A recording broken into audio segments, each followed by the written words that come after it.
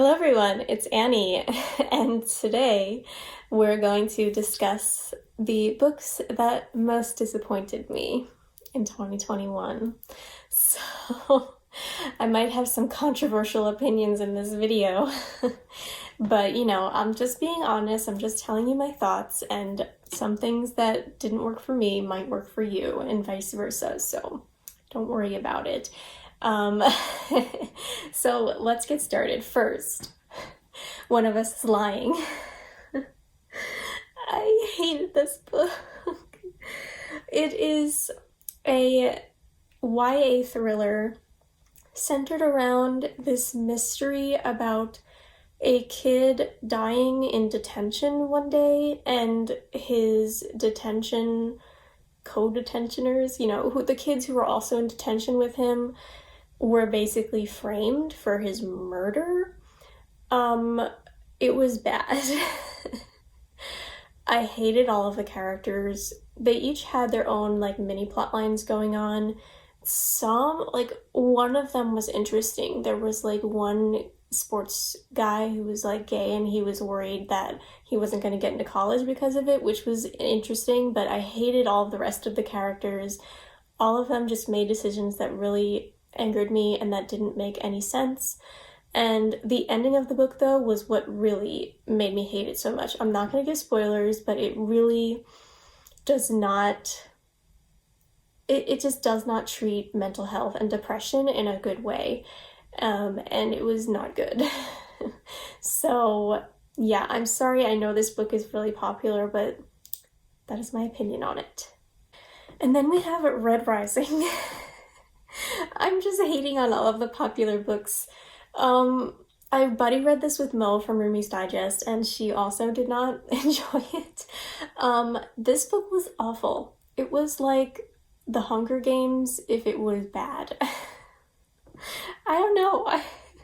It's that kind of vibe. It's the chosen one from an oppressed part of society who rises up and kind of infiltrates high society and to free his people or whatever. It's set in a sci-fi world, which is why I thought I was going to like it, and it was so disappointing.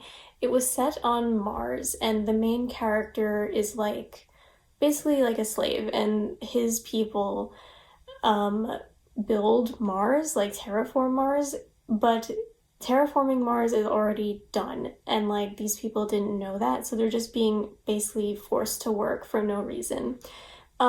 It's just really bad, and I'm so sorry. The main character is what couldn't work for me. It was just so sexist. There's fridging involved, and it was not a good time. It was really a slog, and it took me way too long to read, and I honestly wish I had DNF'd it. I'm so sorry. Another very popular book that I hated was Ember in the Ashes by Sabaa Tahir. I'm so sorry. I know this is really popular, but I just could not get into it. It really just did not work for me. The world building made absolutely no sense. The characters were a tiny bit interesting in some parts, but not really. The main character is part of the scholar class, and for some reason, these people are, oppressed and totally poor and everything, and the Empire hates scholars, and it's that literally makes no sense. It doesn't make any sense world building wise. She infiltrates the palace or whatever as a servant, and as a spy for the rebellion. And the romance, I hate. I absolutely hate the romance. There's a weird love triangle going on, which I did not appreciate. There's just a weird power imbalance in the romance, and the other girl in the triangle I really wanted to but there was just so much sexism. It was really not enjoyable for me to read. So I think I've learned from this that I am not going to pick up any more YA fantasy romance dystopians. I think I can safely say that that is not the genre for me. Another book that I actually rated 1 star was The Incendiaries by R.O. Kwon. It was really bad. It was so bad. Like, the rating on Goodreads should have warned me about how bad it was, but I didn't listen because I thought it was going to be good, and I was wrong. It's about these 2 college students who get caught up in this weird cult, and it's just... the blurb made it sound like the cult was going to be the main focus of the book, but instead it was narrated by this god-awful man who is extremely sexist. And just one thing that I remember happening was that he literally follows a girl home that he's never, like, she's a total stranger. He follows her home, and like she starts running away from him, right? Because that's what anybody would do. And he's like blaming her, like, oh, I'm not a bad guy, like, why are you running away from me? It's like, you're awful. So I hated him and reading about his thoughts, and I wish that I had never had to look at those words on the page. So what drew me to this book was that the cult was about North Korea, but that really had no impact on the book at all. I really thought it was going to have more about North Korea because I really enjoy reading books about North Korea, but sadly that was not the case. And there was also some really uncomfortable scenes. Sexual assault was involved, and I just really cannot recommend this book to anyone. And then we have a middle grade, The Brave. And this is about a half-native boy who is basically sent to live with his mother, who he's never met, on the reservation because his father can't deal with his OCD symptoms. I did really like the idea that the main character had OCD, but it was just not executed well, and I don't want to spoil the ending. Honestly, I just skimmed it, but it's basically like a magical cure for OCD is involved, and it was just really, really uncomfortable. There's also a manic pixie dream girl who's in a wheelchair, and it's like, dude. And also, speaking of that, the romance between the main character and this manic pixie dream girl was really uncomfortable. They're like 12 or 13, I think.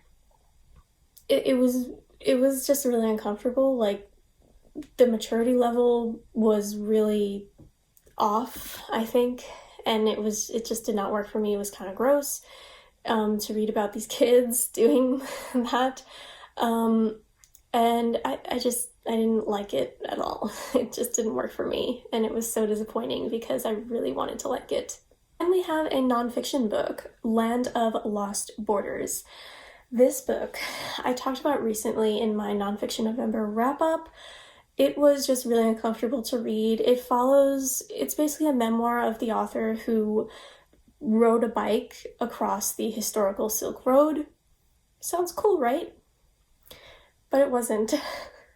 The tone the author took was really, really uncomfortable, and the book was just rife with exoticism and like really uncomfortable privilege on the part of the author, and it was just so uncomfortable to read. I really like travel memoirs, and I really wanted to like this because, I want to go on a journey with the author, but there's so many travel memoirs that are better to read. Please go read another one. Don't read this one. Okay, so I was going to make this a top 10 most disappointing books video, but I don't know if I have enough, so let's do some honorable mentions, shall we?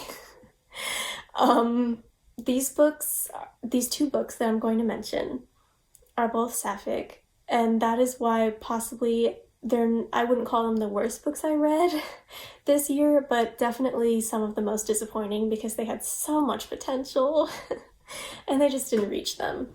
So the first one is A Curse of Roses. This book had so much potential. It was set in historical Portugal, which is like awesome. Like, that is a setting that I never ever see.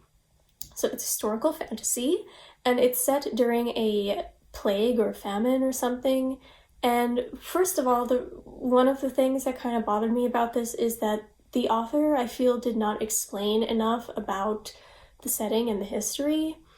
Like, she didn't need to do an info dump or anything about it, but just for people who maybe aren't familiar with Portuguese history, which is a lot of people, I really would have appreciated just a little bit more context. Maybe that would have made me enjoy the book a little bit more. But the main character of this book, it's based on a Portuguese legend, which is really cool. And whenever she eats, the thing that she eats turns into flowers. So she, like, can't eat, and she keeps trying to because she's hungry, and, like, all the stuff she eats turns into flowers, and she ends up wasting the food while her country is in a famine. But the concept sounds so cool, but was not good. She's betrothed to this prince or this king or whatever, which obviously doesn't work out because this book is sapphic, but there's just really, really uncomfortable self-harm in this book, like a lot of it. It's just really, really uncomfortable.